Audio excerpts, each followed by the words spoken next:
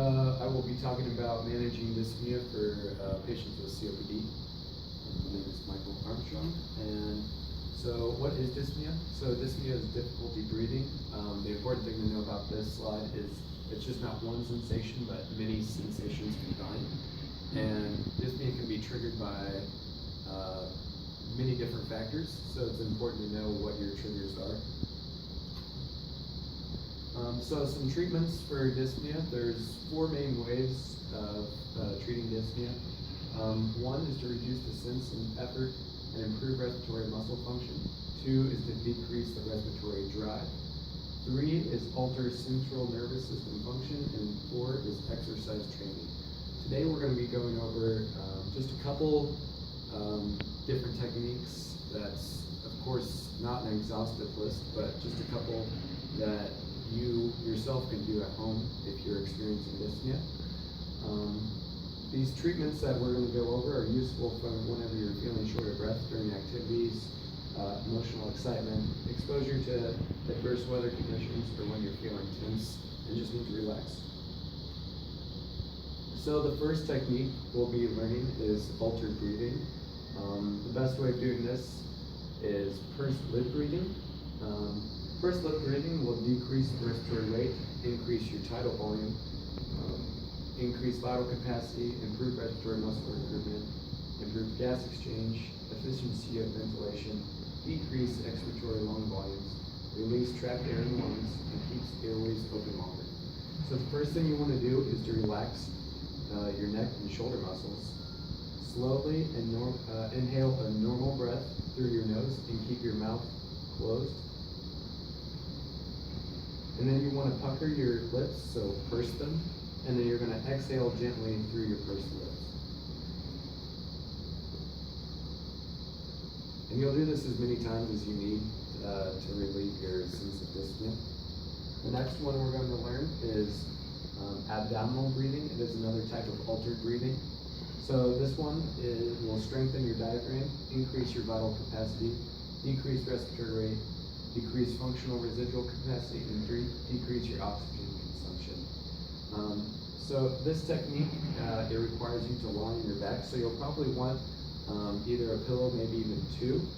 So I have here a blanket that can act as my pillow. I'm going to lay down here on the floor. And you're going to lie on your back.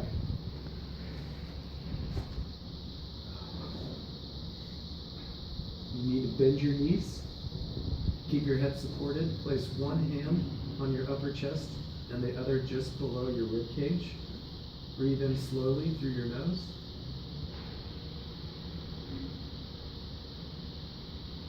And remain still as possible while you're breathing in through your nose.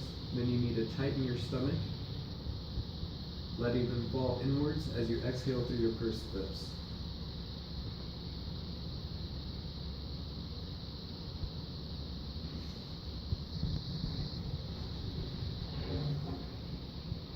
And you can do this while you're laying down, laying in bed, or anywhere, such as the couch. You should practice this 5 to 10 minutes, up to 3 to 4 times per day.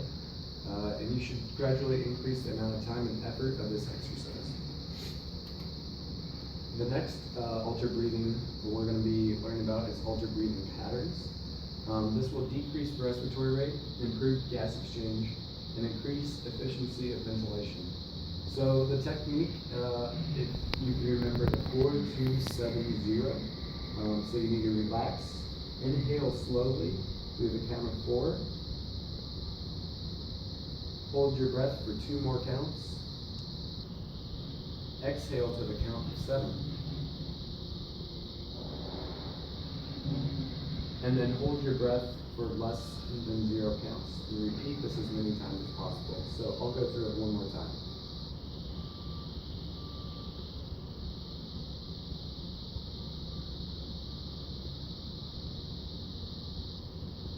And that is altered breathing patterns. Next, we're going to learn about altered positioning. And the number 1 altered position is the tripod position.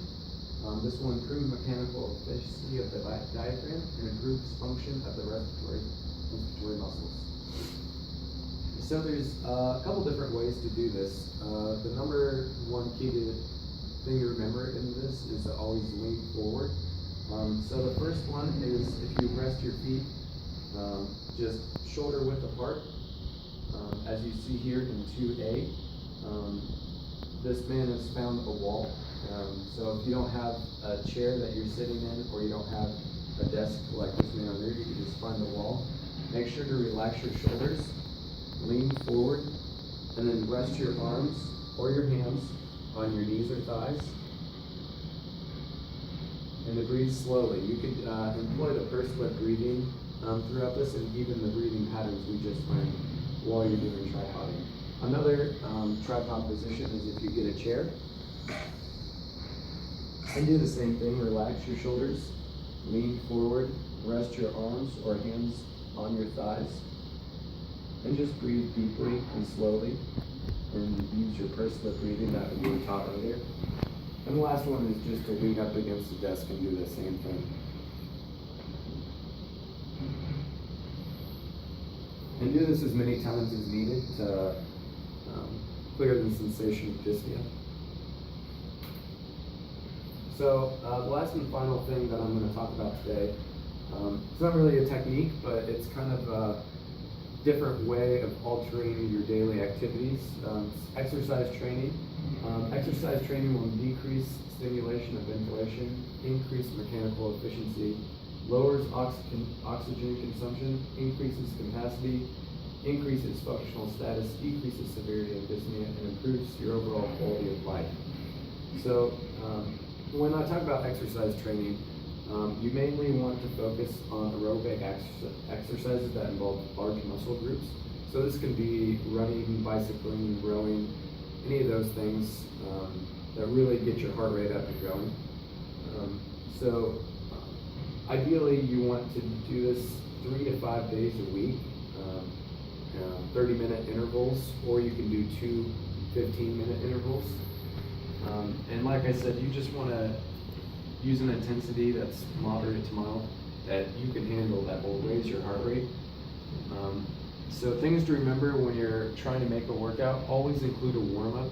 So this will include stretching and anything that can raise your heart rate, get your body temperature up, and really start get you warmed up before you go into the conditioning phase, which is the phase which you'll employ either your 1 minute, 30-minute session, your 1 30-minute session, or your 2 15-minute sessions. After the conditioning phase, you'll want to do a cool down phase. You don't want to sit down during this phase. It's kind of like the warm-up phase, but just after conditioning phase, just stretching and just to slow your heart rate down gradually. You don't want to be an abrupt stop. Some alternatives to the treadmill and bicycling, if you don't have either of those, or if you don't have anywhere, say it's a bad day outside and you don't have anywhere else to walk around, you can employ these alternatives. So one is upper body resistance training. So you want to do this with high repetitions, low intensity efforts of the arms and shoulder muscles. These can be done using resistance or light weights. During these exercises, coordinate breathing with upper extremity movement. So these exercises, I could use, like I said, some light weights. So I have here the MSRC Sputum Bowl trophy for first place. And I simply just do a couple of these, high repetition. You're trying to build endurance of your upper inspiratory muscles, and just any of your upper body muscles overall that will help.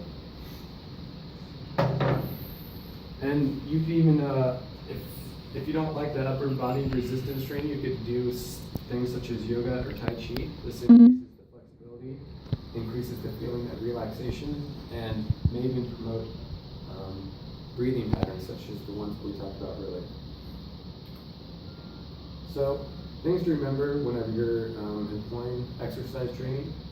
Always do it in a safe, monitored environment. Set short-term goals. Use other breathing strategies and relaxation techniques simultaneously. Use small incremental increases in workload and duration. Have alternative activities that can be performed indoors in case of inclement weather. Be sure to use low resistance, high repetition exercise to increase muscle endurance. Stay hydrated, record your progress, and most importantly is have fun. Choose activities that you enjoy doing. And here are my references, and that was my presentation on dyspnea.